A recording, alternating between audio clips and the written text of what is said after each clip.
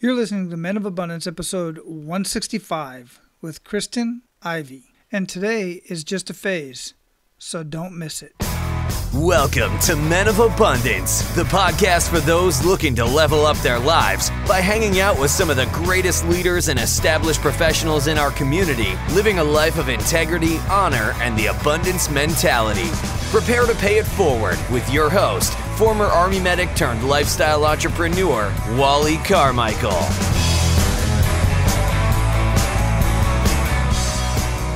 What is amazing in your world today, Men of Abundance? I am Wally Carmichael, your founder and host of the Men of Abundance podcast, the Pay It Forward community. Today, we have an educator on the line, and you know me. I love talking about education. I love talking about the different types of education, where we get our education from, the importance of education, and the mindset around education. But even more importantly, since I still have a little guy going through the school system, I'm very interested in the school system and what we can do better about raising our children and educating our children in the areas that are important to them. Yes, them, not us, them. That's part of the conversation that Kristen and I have today. So if you know anybody who just might be remotely interested in this conversation, make sure you're abundant in your actions today by paying it forward and sharing this episode with others, especially those you care about. And of course, if you're listening to this on the website at menofabundance.com, right under the podcast player there's an iTunes button and there's a leave a review button. Click on either of those so that you can have the opportunity to leave a review for Men of Abundance for others to find. And what that does in iTunes is it pushes Men of Abundance up in the search bar so that when anybody's looking for anything as far as helping men live better lives, abundance, living a life of abundance, I don't know who's going to specifically type that, but hey, maybe somebody will. If they do, they're going to find Men of Abundance directly. But when they're searching for anything to have to do with men living better lives, when you leave Men of Abundance a rating and review, they have that much more of a chance of finding this podcast and finding these messages that we're sharing with the world. And I personally greatly appreciate it. Now I'm going to introduce you to our featured guest, but stick around at the end where, as usual, I'm going to leave you with my thoughts about this conversation. Our featured guest today, Kristen Ivy, is the Executive Director of Messaging at Orange and the Director of the Phase Project. She and her husband, Matt, are currently parenting their 3 amazing children through the phases. Before beginning her career at Orange in 2006, Kristen earned her Bachelor's of Education from Baylor University in 2004 and a Master's in Divinity from Mercy University in 2009. She worked in the public school system as a high school biology and English teacher, where she learned firsthand the joy and importance of influencing the next generation. At Orange, Kristen has played an integral role in the development of the elementary, middle school, and high school curriculums, and has shared her experiences at speaking events across the country. Kristen is co-author of Playing for Keeps, Creating a Lead Small Culture, It's Just a Phase, and 0 to 1. Men of Abundance, it is my pleasure to introduce you to Kristen Ivy. Kristen, welcome to Men of Abundance. How are you doing today? I'm doing great. It's good to be here. Well, thank you. Where are you at in the world? I'm in Atlanta, Georgia. Oh. Yeah. Nice. My son's down in Georgia right now. Oh, really? Where in Georgia? He's at Fort Stewart. Okay. Yeah. That's a little bit south of us, I think. But yeah. Yeah, and I've been to Atlanta. I like Atlanta. It's a pretty neat place to hang out. Yeah, it's a great time, especially this time of year. Yeah. My wife is in Florida right now with my other 2 boys, and she drove down to visit with Dylan, my oldest. I call him D1 because all my boys are start with D. So it's D1, D2, and D3. We still get them all mixed up though. But she drove down with the other 2 boys down to Georgia, and it was an experience. They hadn't been down there before. My middle son had. He went and visited for a couple weeks. Yeah. Well, it's great right now where leaves are changing, temperatures are cooling off. It's kind of fun. Nice. Very nice. So before we get started here, I like to start the show out basically the same way I start out every single morning, just like I did this morning, which is with an attitude of gratitude. What do you have to be grateful for today, Kristen? I am grateful for my family. for just the times that we have together, and the ups and the downs that we get to share. So I have 3 kids. They're 8, 6, and 2, and so just our house getting to be filled with giggles and whines alike. I can imagine, man. We were talking before we got started here on the show, and we were talking about the age. Or I don't know if it was during the show or not. I've already lost track. But yeah, my boys are quite spread out: 22, 18, and 8, and they're very spread out. But to have that close together has just got to be super exciting. So much stuff going on. It's definitely got a lot going on. For sure. And, it's kind of cool because it's perfect for what we're going to talk about here and how, kind of working through the phases. In fact, that's, one of your books that you've written is It's Just a Phase. And I just can't wait to get into this. But before we get into all of that, I talked a little bit about what you have going on, what you're doing professionally. But here on Men of Abundance, we really like to get to know the abundance behind the person, the greatness, and really get personal. So if you could tell us a little bit about yourself, and let's get a little bit personal. Let's see. Well, I am, like I said, a mother of 3.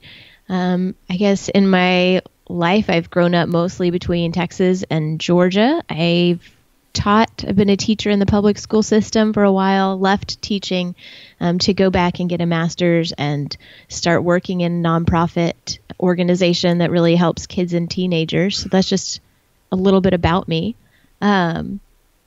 Getting personal. What do you want to know?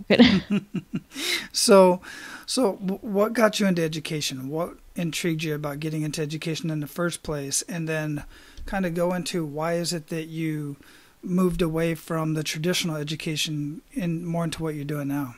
I got into education because it was just in me. And as I get to know more and more teachers, I love teachers. I think I will always just be drawn to the people who are in the classroom. And there was something that just kept pulling me that direction. I was in college and I didn't really know what I wanted to do with the rest of my life. That's always been the hardest question to answer, right? And so I was taking pre-med classes, studying biology, loved biology. I was also had a major in English.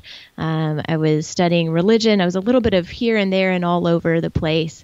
But something just really, really drew me into the classroom and teaching, and especially working with teenagers, which was where I ended up teaching teenagers. And I remember when I actually told my parents that that's what I was going to do. It was my dad in particular who was just kind of appalled. He was like, just don't do that. Do anything else. He kept trying to talk me out of it. And, I think if you're wired to be in the classroom and engaged with students, there's something about just the opportunity to speak encouragement into a kid's life and to shape their future that's very compelling. Yeah, I can see that. What was it specifically that your dad wasn't liking about the career path that you were taking?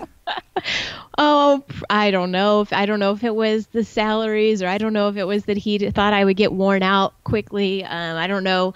It's a hard profession. It's unlike anything else. Most adults in the world don't choose a profession where their life is going to be dictated by a bell, and they don't get the opportunity to, use the restroom without, calling in a sub. There's just a whole lot of parts to it that, you pay to wear your own blue jeans on a Friday. That's not normal for most adults. Yeah, that's a very good point. And then, specifically with teenagers, it's hit or miss. I mean, you've got some that do super well in the classroom, and some like myself who really do not. Well, and a lot of adults when you're working with teenagers, middle schoolers and high schoolers, a lot of adults will look at you kind of like you're crazy. Like, are you choosing to spend time around these kids? And, just like anybody else, those ages come with a lot of quirks and personality traits. And there's just a lot of hormones and emotions and drama, but some of it's also really endearing. And there's life and excitement and idealism and, just a lot of fun too. Yeah, I can definitely see that. I've always enjoyed teaching those who want to learn. Yeah. That's, I mean, obviously, that's the best of everything. I mean, that really is, because you're sharing your knowledge and you're sharing your wisdom and your experiences and all that kind of stuff with people who really cherish that and really want that. Most teenagers aren't really in that point. I certainly wasn't. I was cocky. I knew everything there was to know in the world, and nobody else could teach me anything otherwise. Right. Until I realized that, one thing I know for sure is I know a fraction of what I'm going to learn in life. Yeah, that's part of the age, right? I mean, you know everything when you're a teenager. You get somewhere into your 20s or 30s and you realize maybe there's a few things you didn't know. But yeah, that's just kind of fun. Yeah, and for me, it wasn't until late in my 30s, I think. It's somewhere in the middle there. Yeah. Fortunately, I had an amazing wife who is she's just the complete opposite of me as far as academics is concerned. And the poor thing, she's so frustrated with me and my boys because they're just like I am in the classroom. I feel so bad for her. I didn't tell her all of this before we got married, of course. Well, that's amazing. So how is it that you ended up doing what it is you're doing now with Orange? And, ever since Interview Valet introduced us and I started looking into what you were doing, and I saw your website here. It's beautiful. It's just a phase, so don't miss it. You've got your book. You've got Orange. You've got several books here you've written and co-written and Orange. So how did all of that come about? Well, as I left the classroom and got a master's, I started working for this nonprofit organization. The goal was to create resources that would help leaders engage kids and teenagers of all ages. And so I dove right in and was excited about that. I've always loved writing, and so I got to write and create and work around a team of creatives, and it was a lot of fun. And I began to get frustrated with a number of things, really, but one of them is, as I look around our culture at a lot of professions that work with kids and teenagers, I began to realize that the adults who are in those professions have their own job performance, and their own job performance is typically measured not by what they are doing as adults, but really by how a kid performs. And so we have this system that's set up in such a way that in almost every area of a kid's world, their performance is an indicator of how well the adult in their world is actually performing on the job. And so kids in our world and in our culture begin to feel tremendous pressure in every aspect of their life that they have to perform in order for an adult to feel successful. That's true in the classroom, as schools are measuring whether or not it's a good school, whether or not this is a good teacher. This is how they get funding, based on a kid's performance on tests. This is also true in athletics, and on the field, our coaches are judged based on how well their teams perform. So in every aspect of a kid's life, there tends to be a lot of pressure on not necessarily the kind of things that are important for them to grow and become strong, thriving human beings, but really on an immediate, how are you going to perform right now in the moment? And so there's this immediacy, there's this urgency that isn't necessarily geared toward looking at the big picture of a person's life, especially in the formative years, from birth through 18.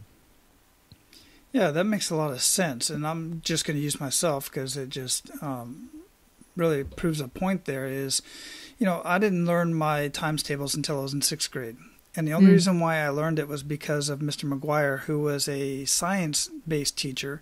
He did a lot of experiments. He was a character, to say the least. And most of the teachers that I remember were just that. They were entertainers and characters. I mean, they were just the most bigger-than-life type of people. And, you could gauge my learning ability by giving me a test at that point, but it wasn't saying anything about where I was going to be in life later. Right. And here I am many years later. I think I'm doing pretty darn good. But they wouldn't have been able to know that back then, Right. I still don't know my times tables. Hey, and I learned them up to a certain point. I think maybe five or six complete, but yeah, I have a calculator on my phone. So far, that's been all I need in my adult world. Right. But there's so many other things that are important and crucial for our kids to really be learning and experiencing in their early years. And sometimes those are the things that we can't really measure on, on a test, and we can't measure it in a performance review. And so it's hard for us to see it. And also, I think we fail sometimes to really step back and go, hey, look, like, this kid is going to grow up into an adult. And so we need to be thinking not only about this particular moment, this snapshot in their life, but a bigger picture of what's happening over the years as they're growing up. Yeah, and it's a hard thing to deal with, especially, we both have kids of that age. My youngest is 8, and as I already mentioned, my oldest was the roughest. He was the one that we really had issues with, even in preschool and all through school. And finally, it was the 4th or 5th grade. He ended up having a teacher who had ADHD. Now, many teachers throughout our raising our boys tried to diagnose both my oldest with ADHD, and they're teachers. I'm not taking anything away from them, but they're saying, your kid's got ADHD. So we'd take him to child psychologists and said, no, it's just a boy and he's rambunctious and that's just who he is. But until the 4th or 5th grade, my oldest had this teacher who had adult ADHD. And she set the classroom up completely different than anything I'd ever seen.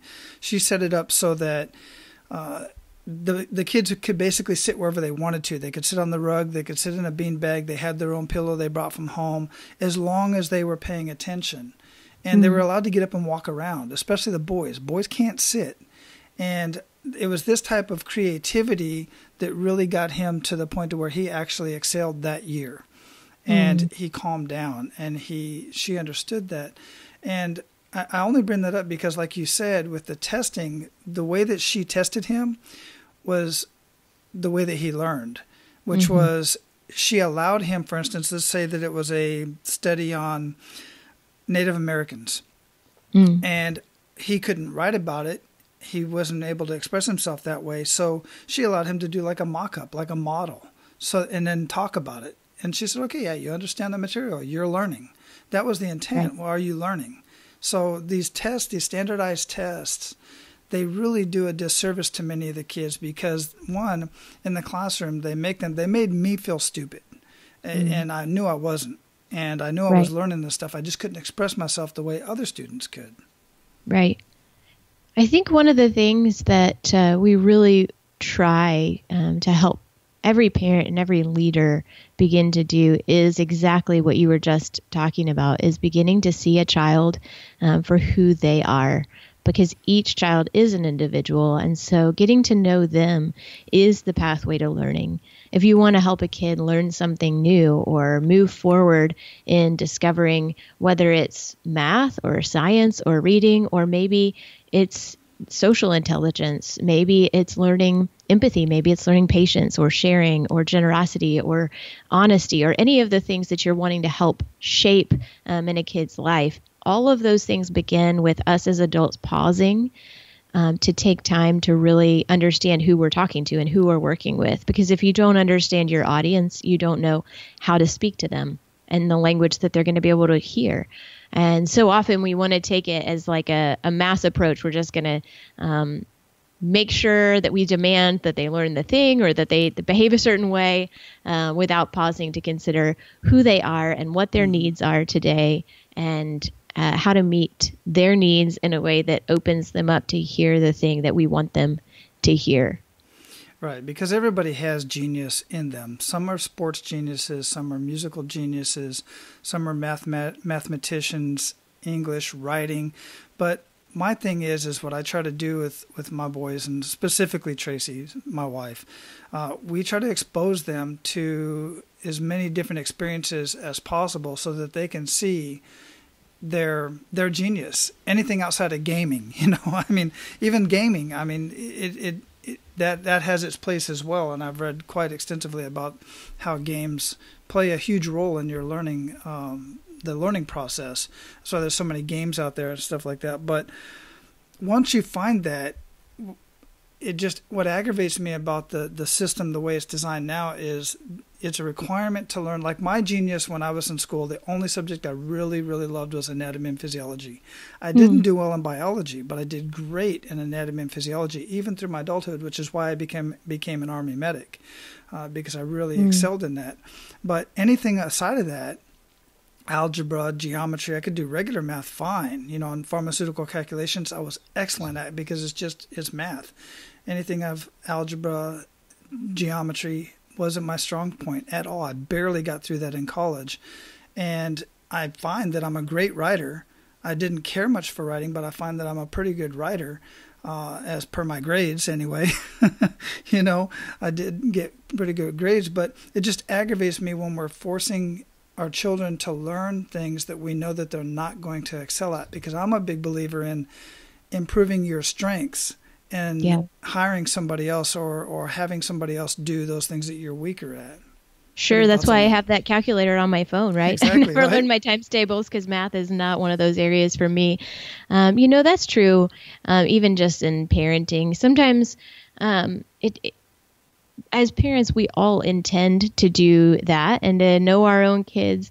But it's easy to we want them to succeed. We want them to win at life. Every parent wants their kid to be happy, to have healthy relationships, to be able to self-support them, so they can go out and make a living and live on their own. And so in all of our well-intentions, it's so easy to just get sidetracked when we see our kids not succeeding at something or struggling really hard with something, to keep that perspective that they are a whole person. And, if it's not, if maybe learning Shakespeare isn't their primary area of excellence, that's going to end up being okay for them. They can learn what it means to work hard while they're working on it, and they can take away some skills in terms of just what it means to push through, what it means to work through a difficult circumstance without there having to be an emphasis on, you must get an A in, studying Macbeth. I mean, there's just a perspective there, I think, that you're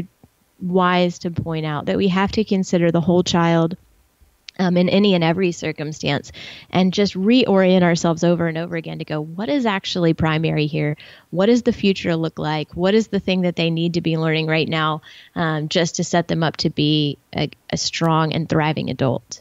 Yeah, absolutely. Yeah, I love having this conversation, especially with an educator who has so much experience in this.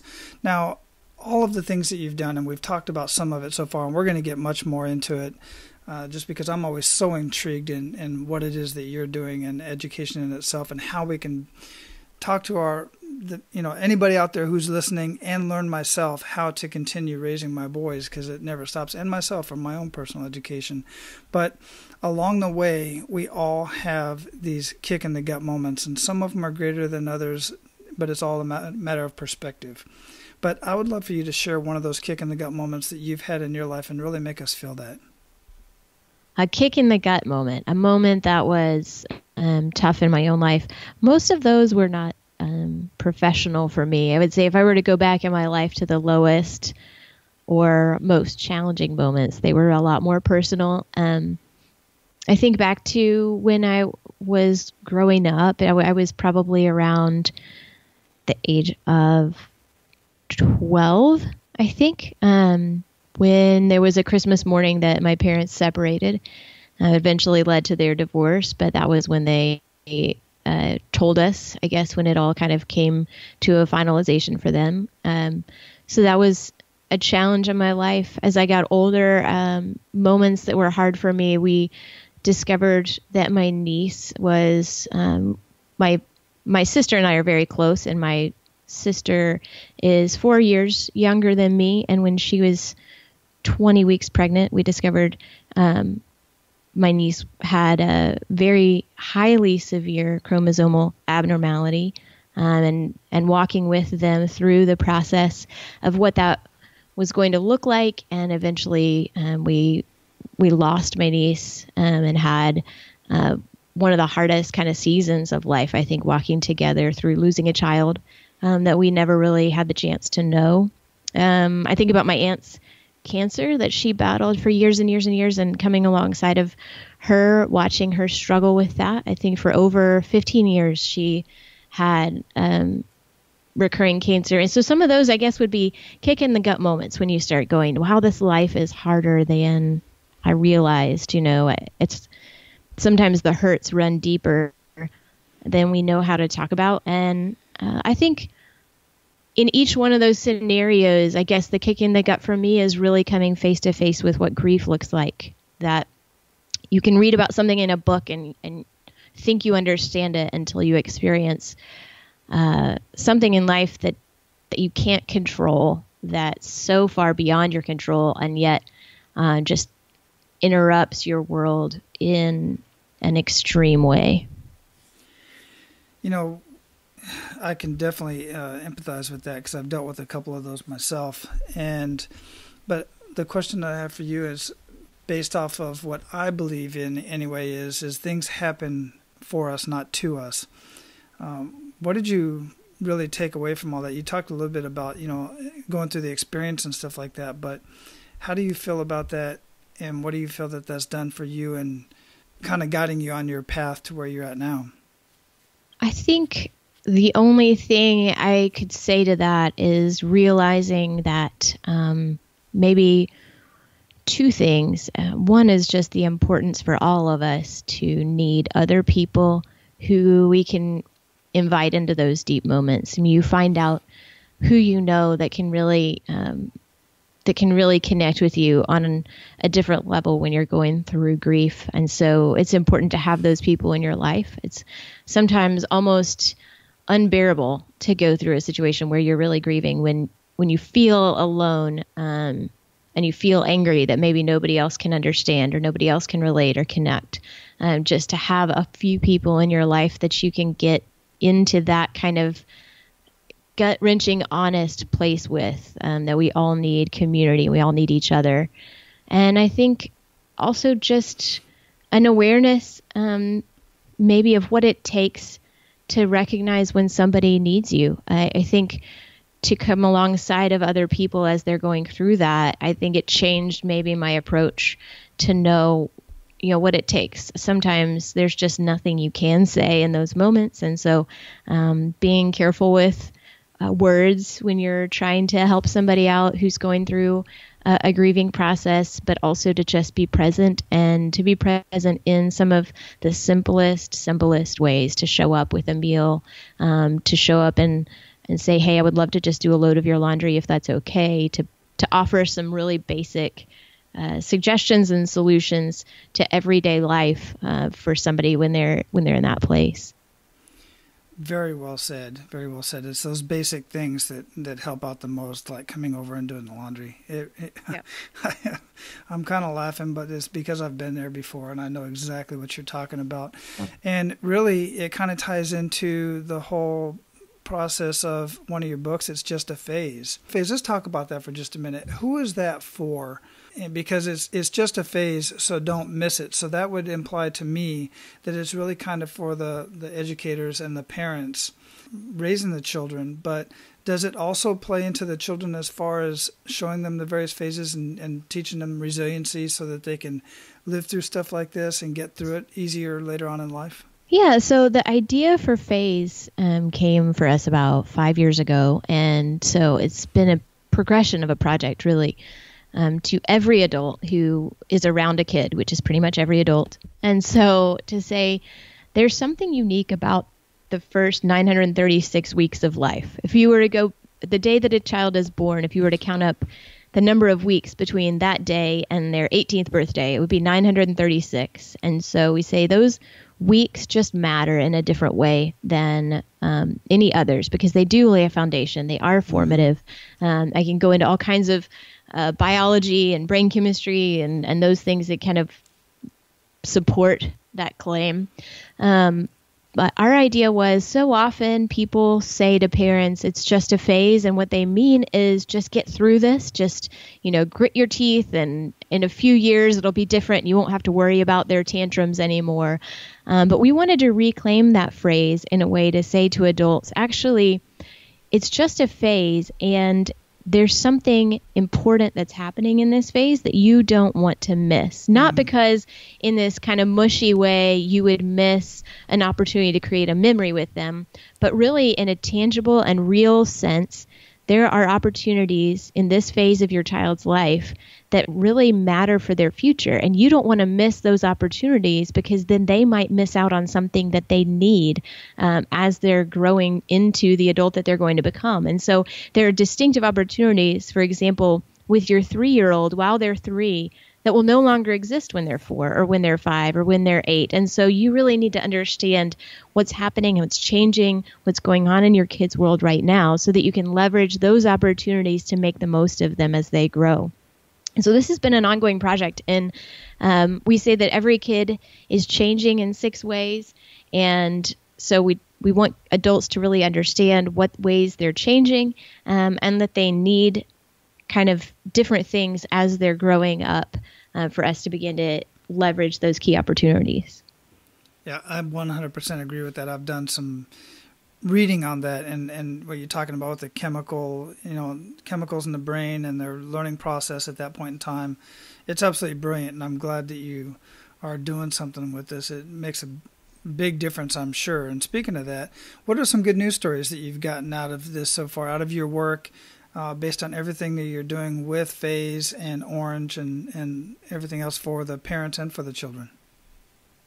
It's been fun. One of the things that we encourage parents to do that kind of sounds depressing at first is to take a jar in your home and fill it with 936 marbles. You can use something else other than marbles. I saw the other day a parent posted rocks that they've used, like these little pebbles, and it was another kind of beautiful way to showcase this. But and if you fill the jar with 936 and then you subtract however many weeks your kid has already lived, so you have the total number of weeks remaining, then just remove 1 marble every week. It becomes a simple reminder to you that your weeks are numbered, that they are really predetermined for you. You aren't going to be able to add more weeks into the mix, and time is moving at this steady pace. And time is the one thing that we sometimes forget about. We don't think about it. But if you begin to bring it to the front of your mind and say, okay, here is another week with my kid, and I have this opportunity this week to do something with it. You can even put together some kind of a practice around removing that marble or removing that rock from the jar, but something that just kind of is a statement to you to pay attention and remember that your kid is growing up, and they're growing up maybe faster than you realize. That has been really fun to hear the stories of parents embracing that practice in their home. I have 3 jars of marbles in my own home. And at first I remember when they were really young, and I thought, that just sounds kind of depressing. Like, I don't need another reminder to see that my time is limited. I feel busy. I feel like I can't get it all done. It's also been powerful to kind of see it's not that every moment has to matter, or every moment has to be a teachable moment, or we have to do something intentional all the time, because it's the collection of weeks over time that really has the power and the potential to give a kid a better future. That's a very interesting perspective. Because I was thinking the same thing. It is kind of depressing thinking, wow, I'm limited time with this little guy, but it goes on after that. It's just a matter of that time frame that you're talking of specifically that has the most impact on really the rest of their life. Right. And actually, the interesting thing is when you peel back, the layers of what it means to help a kid grow up in the early years, the most significant things that an adult can do for a child or give to a child are so often much, much smaller than we think they are. So each week doesn't need to have this like big Pinterest moment, something that you want to post on social media and take a picture of and showcase to the world. Those things are fine, but they're maybe not the most important. Some of the most important things are really the simple acts that we repeat every day, whether that's, just an encouraging word every time that you wake your child up to start their day with some positivity, whether that's tucking them in at night or being present in their room as they go to bed at night so that there's a relational connection at the end of the day, or whatever that is. But it's the little things sometimes week after week that become routine in the home that add up over time that really actually have the greatest significance. Oh, yeah, absolutely. I definitely agree with that. So, Kristen, we're at the point where we're going to pay it forward to our abundant leaders. You ready to do that? Sure. Sounds great. Excellent. So, share 1 to 3 actionable steps that men of abundance can take today. I would say one is to whichever kids are in your life, whether you're parenting them, whether you're volunteering and leading them, or maybe it's a niece, a nephew, some kid who you would identify and say they know me and I'm important to them in their life. Write down their names to keep in front of you so that you know the names of a few kids that you are going to invest in, because kids need adults who will show them what it looks like to become an adult. And the next step, I think, is to pause every so often to put yourself in their shoes, to empathize with where they are, to discover something new about them. Especially if you're parenting, this can be a tricky thing to put into practice because so often as parents, we make the mistake of assuming we know our children best because we've known them their whole life long. We see their repeat behaviors. We think we understand them better than anybody. And yet your kid is changing and they're becoming someone new. And sometimes they're becoming someone new faster than you can keep up with or realize. And so to set aside some time to try to rediscover them, who they are today, pretend like you've never met them before, pretend like you're meeting them for the first time, and try to get to know who they are, what makes them laugh, what makes them frustrated, what excites them in life, just to rediscover who they are. And then lastly, I would just say to do something just to have fun and connect with that kid or that teenager, so that you can play together and have fun together, even if there's no agenda attached. Because one of the things that matters most is that we have some time to just play, to just have fun for the sake of having fun, to stay connected to each other. And it's through having fun and through playing together that we really begin to build the relationships that we need for everything else. Wow, that's very powerful. That's excellent. And sometimes I will add, they're growing up and we don't want them to grow up anymore. I know my little guy, I wanted him to stop growing when he was 5. Right. And now, after raising the other 2 boys, sometimes we fail to realize that he's only 8. Yeah. When we put things on him and we're thinking, why are you not understanding this? Why are you? And he's 8. He's not like the other 2 that already came before him. So. Yeah. No, that's the trick of it. I mean, that is what makes this project for us so important. And because I find that in my own life all the time. I forget the ages of my kids. Either I think that they're a little bit older than they are, and I can't figure out why they can't handle the responsibility that I'm placing on them right now, or I think that they're still, 3 years younger than they are because I've forgotten that they've grown up significantly since then. If you've ever had that moment when you go, no, they can't do that. And then you look over your shoulder and they're doing it. And you're going, wow, when did you learn how to do that? It's tricky sometimes just to remember where a kid is. Yeah, exactly. I find it challenging for sure, but it's all a learning process for all of us. This next question, normally I ask what daily habits make the biggest impact in your life. And while I certainly do want to know that as a parent and as an educator, I would also like for you to share with us any habits that you feel would really make an impact in our children's lives. Yeah, and those might be one and the same. For me, I think the habits are some that I kind of referenced earlier of just trying to start their day with an encouraging word. Whenever I go in to wake my kids up and it's way too early for both of us, and I'm not a morning person, so, my nature would be to be really grouchy, but trying to just say something positive and upbeat and happy at the start of the day. The habit of tucking them in or being present in their room at night so that there's a relational connection. Trying to have the practice of whenever we're in the car, that we're not always disengaged from each other. Technology has made it so easy for me to be on the phone or talking to someone else, engaged in another conversation, but for there to be moments in the car when we're actually talking to each other. And connecting, but looking for the rhythms of the day. I think when you can connect with each other is probably the biggest practice. I like that, looking for the rhythms of the day. So what are you reading or listening to that you would recommend to our abundant leaders, and why?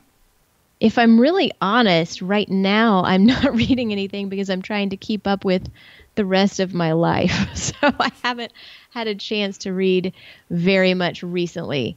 And I totally get that. I totally get that. I've talked to some folks that say I don't read because I know my craft, I know my skill. I don't want anybody else screwing that up, type of thing. I do read a lot. The thing I was thinking to say would be around these phase guides that we just released, but it's not something I've read. It's something I've recently written. And that works too. That works too, because that's what I was going to say. In fact, is you've got several books that you've either written or co-written. The thing that we've just released that I'm actually most excited about requires very little reading, because I know in my own life I love to read. I have always been a reader, but sometimes it's hard to find the time to do it, to read.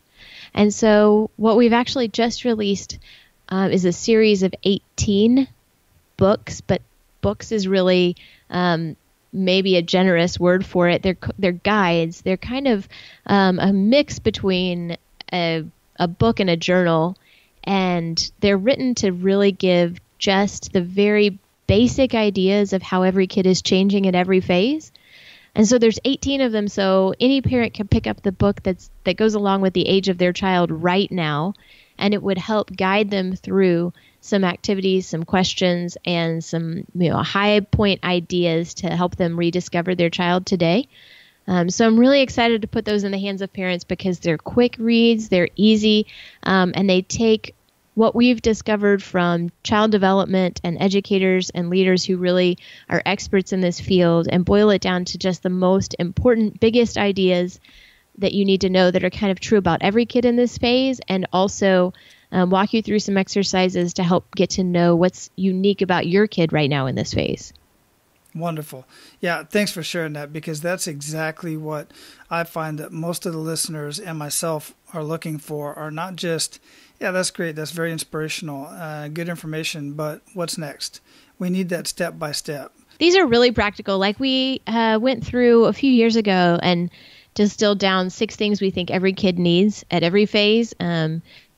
And I could go through, there's some of that list, but one of those is fun over time that gives them a sense of connection. And so we isolated for every phase of a kid's life the games you can play and the ways that you can have fun with them.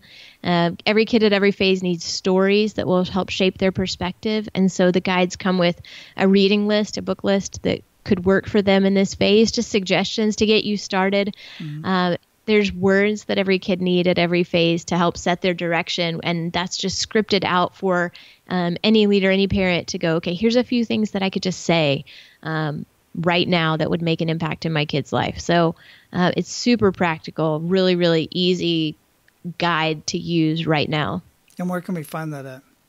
Those are available on Amazon, or you can go to phaseguides.com and it'll point you in a direction where you can get those. Perfect. I'll have all that linked up at menofabundance.com. Just look for that, guys. I'm going to have that linked up in there, and I'm looking forward to getting a hold of that as well. So, Kristen, what do you feel holds most people back from living a life of true abundance? And you can include this as far as what holds the children back as well.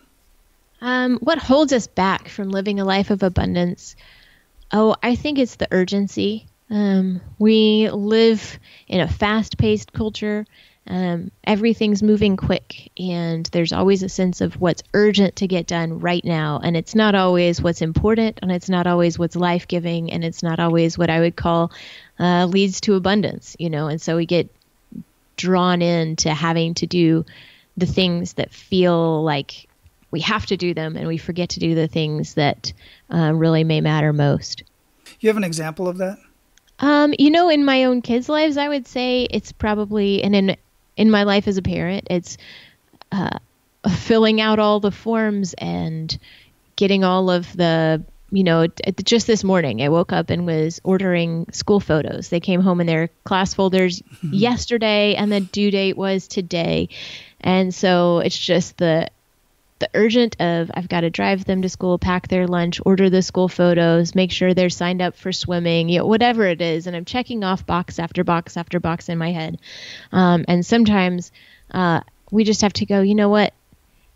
Maybe it's important for us to just not go to that thing, or to not participate in whatever this is, but just to have a day that we're going to be lazy together and just have fun and make a mess, and we'll let the laundry be dirty and we'll let the mess in the kitchen stay for a minute, and we're just going to enjoy each other and go outside and run around. Wow, so there are other households like mine. Who'd have thunk it? I thought we was the only ones that acted like that. Yeah. It sounds so familiar. So what does living a life of abundance mean to you, Kristen? For me, it's being present for the people who are closest to me rather than just accessible to the world. The more accessible to the world I am, the busier things get, and I find myself less able to just be present in the room that I'm in right now. Man, that's a huge message right there, guys. I hope you really listened to that. If you didn't, there's a rewind button on your podcast player. Rewind about 15 seconds and listen to that one again. It's super powerful. Kristen, we're going to close this up, but before we do, what did we not talk about that you'd like to ensure that our abundant leaders get out of our conversation? Oh, I don't know. I think we've covered a lot, right? We've gone to a lot of places. It's been a fun conversation. Absolutely. I think so too. And I truly appreciate your time. I'm going to have everything that we talked about linked up in the show notes at menofabundance.com, along with your books, your website, all that other amazing stuff. Is there any other way that you'd like for our abundant leaders to get in touch with you? You can follow me on Instagram or Twitter. I'm Kristen_Ivy. And no, that's about it. Perfect. I'll have all that linked up, and I greatly appreciate your time and your wisdom and your knowledge, and thanks for sharing all that with us. Well, thank you for getting up so early this morning. My pleasure. It definitely is. Now I'll see I've already got some coffee in me, so these conversations are like coffee in itself, so there's no way I could try to go back and get another hour of sleep, so I might as well just go ahead and get a workout in. Sounds great. All right. Aloha. Aloha. All right, 2 things I get from this conversation, guys, and that is, 1, you know how I feel about education and how I don't like putting our kids in a box. I don't like that at all. I don't like putting my own boys in a box. I want them to excel in the areas they are genius at, that they feel comfortable excelling in. Enough about that. You've heard me talk about that enough. The other thing that I really like about this conversation is the whole idea of phases. Enjoy the phase. That's what living a life of abundance to me is all about, is living in the moment, living through those phases, not missing those phases, being as engaged in each one of the phases as you possibly can. Now, I know sometimes your careers and your jobs get in the way, and just doing the things you have to do to keep the household running, sometimes that stuff gets in the way and you can't be there every waking moment. But do what you can to make the time to be in those phases, not just for your kids, but for your spouse as well. It's extremely important. Now, go out and live your life of abundance and make sure to pay it forward. That's all for today, Abundance Leaders. For more about our guests and the powerful information we shared with you today, be sure to sign up for our mailing list at menofabundance.com. We appreciate your time and look forward to hanging out with you on our next episode. So until then, be sure to pay it forward and live your life of abundance.